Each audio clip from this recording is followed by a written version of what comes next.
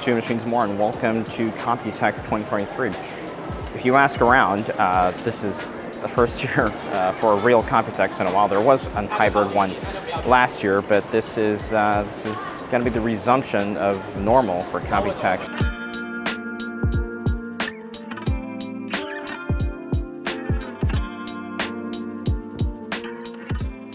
On a personal note, attending this show is particularly close to heart for me. I lost my dad a couple months ago, and I'm so incredibly blessed to have had an amazing father that just loved me in so many ways. I miss him so much. He was a computer researcher. He's the reason this channel is possible. This channel is dedicated to him. And he used to take me to Computex when I was a kid in the late 90s, growing up here in Taiwan. And I would spend days in the show just wandering through all the booths with him. And miss you, Dad. Huge venue here at the Nangang Exhibition Center. It's really convenient because you can get off the MRT station and you don't even have to set foot outside. It's completely connected. You can go either into the first or second exhibition halls.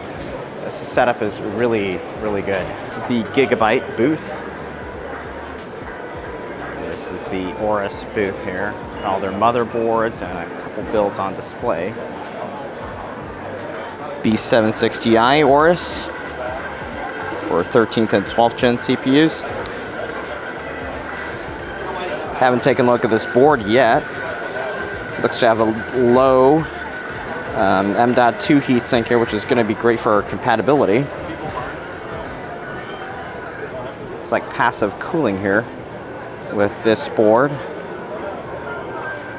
Pretty nice setup here. This is a humongous card here, look at that. This is the 47 Ti.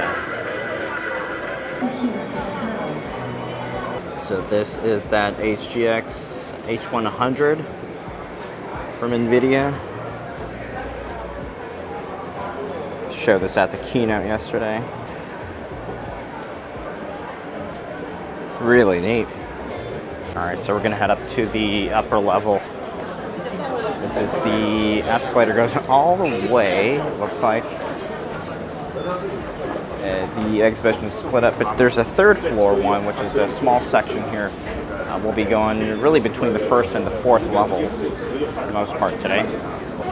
All right, this is the fourth floor of the exhibition center. The show's gotten considerably larger since I've been a kid. It used to be in the Taipei World Trade Center over in the Xinyi district, and this venue is enormous compared to that. The ROG booth here.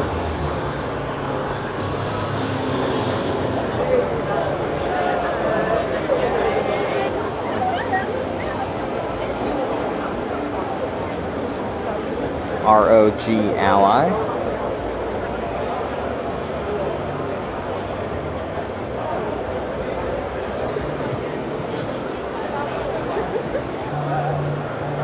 Security Pro. Here Asus is showing off their concept build here. It's a Ryujin 3 LCD display in a custom loop. Pretty interesting. And I'm told this is not really available for purchase yet, but it's just showing off the display.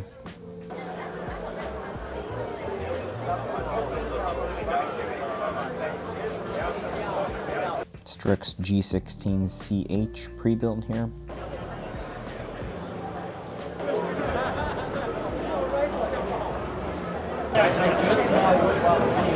Liquid cooled 4090.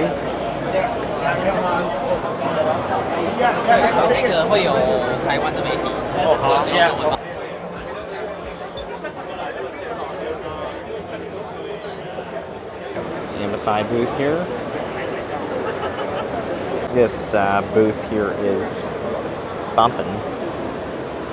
Well, it's hard to get in there at all. Other cards here. FNSOC. Gaming X Trio. Very compact 4060 Ventus. Dual fan design here. This would be good for SLF builds, I think. 4060. It's the 60 Ti.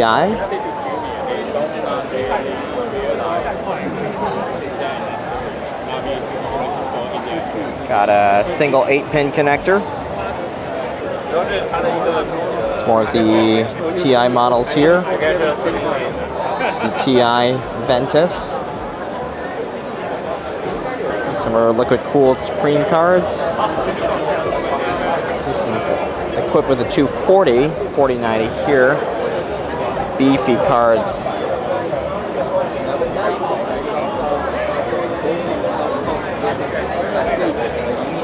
Got the 12V HPWR connector here. MAG and MPG boards on display here. We have a dedicated wide area here. The Z790s. 790i. I have seen this board before in person, but we haven't reviewed this. It's a smart EV charger. Can read your license plate for the authentication. Got the J1772Ns here. And I'm told this is not limited to J1772. It can also be for Tesla plug also.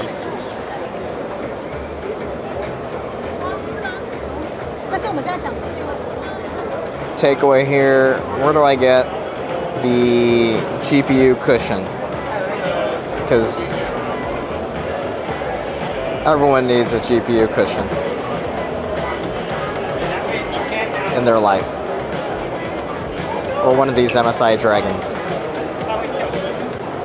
Had an awkward moment there. Briefly made eye contact. I think that's what it takes to be an MSI employee, I guess. As I'm here at the Asrock booth, checking out some of their new products and take a look at their motherboards.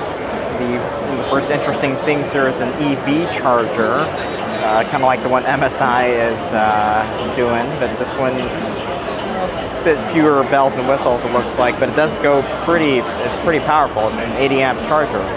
They've got an Orb X from Cooler Master here. One does have the audio solution built in. It's got a active M.2 cooling solution here.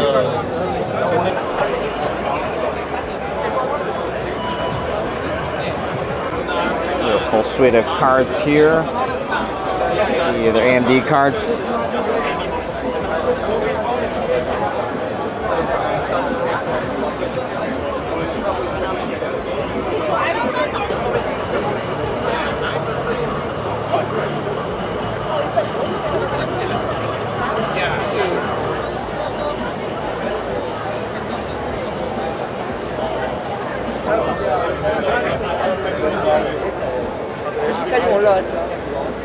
At the FSP booth, I got to check out their new tower case, the 593. It's an interesting case because it has the cables pre-routed and it makes for a really easy build. You do need to use extension cables to connect to your power supply, but it does simplify one aspect of the build process, and things look to be tucked away pretty neatly here. They also have a new air cooler, the MX9, 140 plus 120 millimeter fan, and the heat fins have a hexagonal section to optimize airflow. This one is a white version of their Dagger SFX power supply. It does have white cables. I was gonna say, hello good people. Yes. I'm Dimitri with Hardware Connects. What's up? Yeah. Yeah. I'm here with Dimitri. Good to see familiar faces here. We're here with Hardware Connects. Spend responsibly. Yeah. Yep. Thanks for joining me in this first part. Next up, we'll take a look at what this is, and maybe we'll take a look at the 140 millimeter fan from Noctua. Please give a like, subscribe if you haven't already, and thanks for watching.